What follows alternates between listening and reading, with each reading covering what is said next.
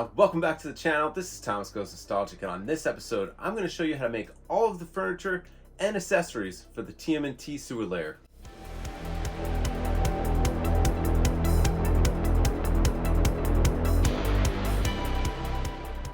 Once again, folks, welcome back, and before we get started, I just want to give a big thank you to Koki Ninja. He was nice enough to send me a bunch of stickers and accessories. He does these really cool pizza box designs, and he also makes stickers based on those little Nerf balls that we used to have back in the day of all the turtles. So really cool guy. Ivan, check him out, Koki Ninja on Instagram, and he also has a group called the Sewer Batch. So if you want to go check out more of his stuff, I'll leave the links down in the description below. And in this particular episode, we're just working on the furniture and the accessories for the sewer lair.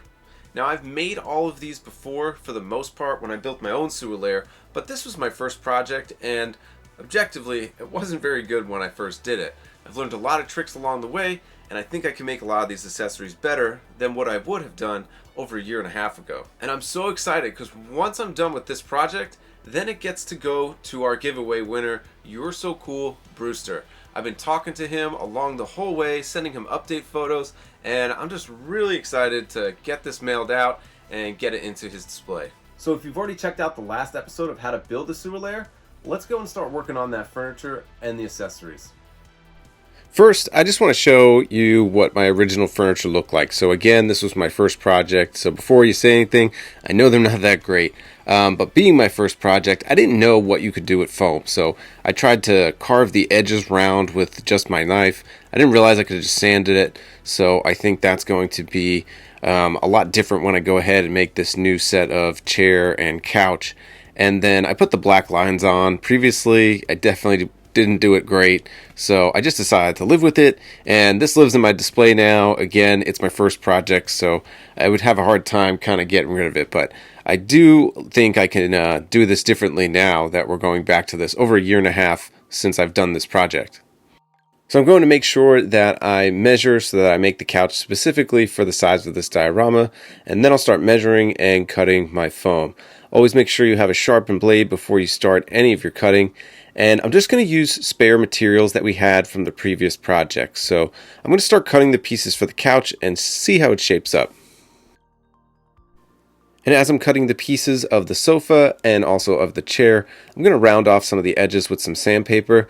This will give it that nice round texture, some of the things that was missing from the first time that I built these two pieces of furniture.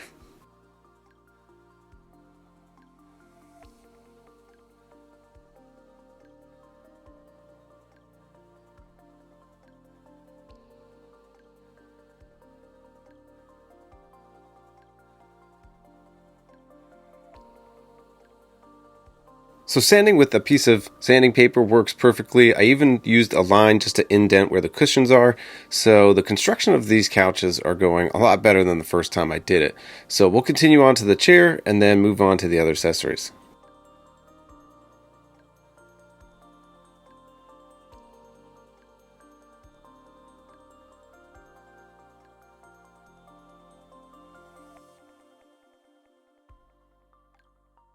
Now that all my pieces are cut, I'm going to go ahead and hot glue all of the pieces and then give it a prime of Mod Podge and black acrylic paint.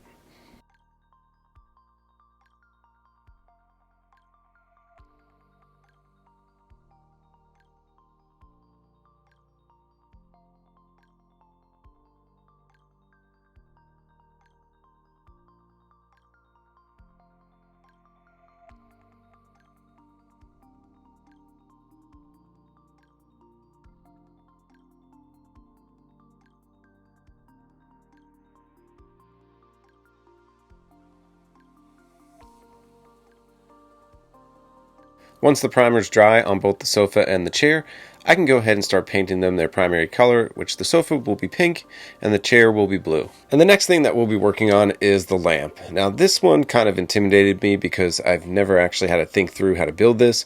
So I'm going to use some thick balsa wood as the base of the lamp, and then pretty much the structure is going to be made of a series of reusable straws and then a funnel for the lampshade. That idea complements to our friend Armando Herrera. Thank you, sir. So we're going to start constructing this. Now, this does have to ship, so I don't want to just glue a bunch of pieces together. I'm going to use a screw to secure both of the legs of the base, and then I'm going to glue one of the smaller straws to the screw before placing the thicker straw on top that will be the base of the whole lamp, what we stick the funnel in. Now the screw made the base a little uneven, so I'm just cutting out these little pieces that will go on each end of the base that will bring it up a level and then make sure that it's sitting flush with the floor. So you can see that screw that I put into the base, and now I'm using this thicker reusable straw to use as the taller part, and then I'll use a thinner reusable straw to go into the port of the funnel that will then slid in like a puzzle piece to the thicker straw. And for my first attempt building a lamp, I think I did pretty good.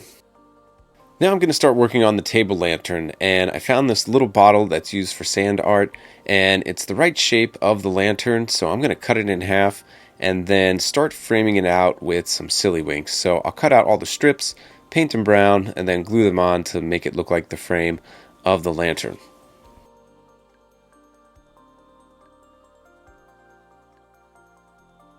And I took that sand art bottle and I spray painted it with a frosted spray paint, and then I found these great flickering candles that fit right inside of the container. So this will have a nice flicker and glow to it once the frame is all on. And I've already cut all these pieces, painted them brown, so now I have to start piecing them together and gluing them on so that it looks like a frame. And I think for my first attempt it came out pretty good. I might go back and redo some of the edges, but it's still gathering the same effect that I was looking for. So for now, this is looking pretty good, and I'm pretty excited about the way this came out. So we have a few more things to make before this project is complete. I still need to work on the coffee table and also the table that the lantern will go on. So I'm just cutting out a few thin slices of foam, and I'll start adding legs to the lantern table, and I'll start building the structure of the coffee table.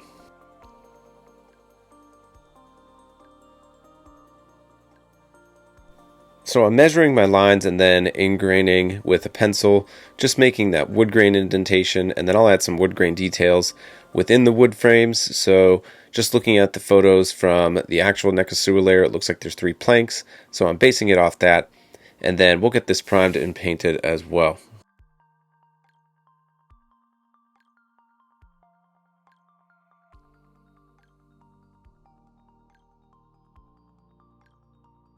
Now we're just going to take our pencil and make some ingrained wood lines, and I like to make them thicker, especially when making a cartoon diorama, because I feel like it's more exaggerated. If I was going to make something more realistic, I would use something like a steel brush just to give those really thin lines, but for the sake of the cartoon, I really want to overemphasize these wood lines.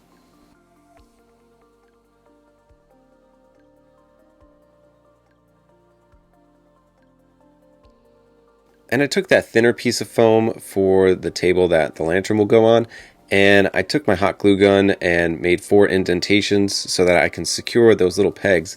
And I just used a wooden dowel, so it's nice and secure, the glue is strong, and I'm just going to paint those wooden dowels brown. And if you've seen any of my previous episodes where I've built the Channel 6 News building, I use these silly winks a lot. They were one of my favorite things to work with because they're so easy to cut.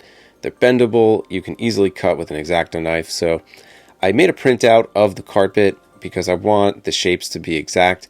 So I'm just going to trace the perimeter of the rug, and then I'll start cutting out the pieces individually before I piece them onto the carpet.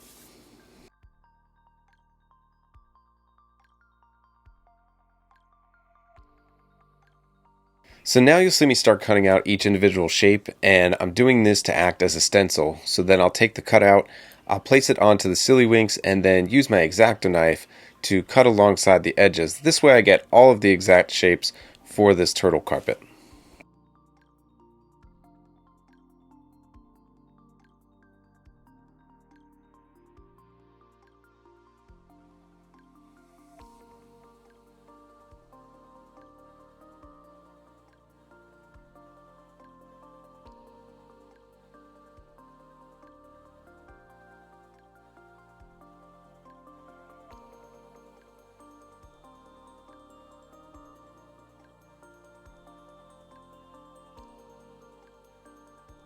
Some of these silly wing panels come with an adhesive back, and the glue is pretty strong, so I don't even have to add any hot glue to this. I'm just peeling the back of the silly wings off, and I'm sticking them to the carpet panel. So now we're going to be working on all the wall decor, and really it's just a bunch of pictures I printed off onto cardstock and semi-gloss paper. The mirror I did print onto semi-gloss to give it that shine. We'll make a frame for that out of silly winks, but this is what you need: the monster painting, the mirror, the one-way sign, the exit sign, and the stop sign. Now the exit sign and the stop sign, I made those on PowerPoint, and if you're wondering what font to use, it's everyone's favorite, Comic Sans. So I'll start building out the frame for the mirror, then I have to get it painted and start working on one last detail, which is the scroll that will be hanging in the back of the sewer lair. And for this, I just took some leftover fabric that I had from a handkerchief. I think this is like 99 cents over at Hobby Lobby, but you can even use an old white t-shirt, but this cut just as well. I cut out a little piece.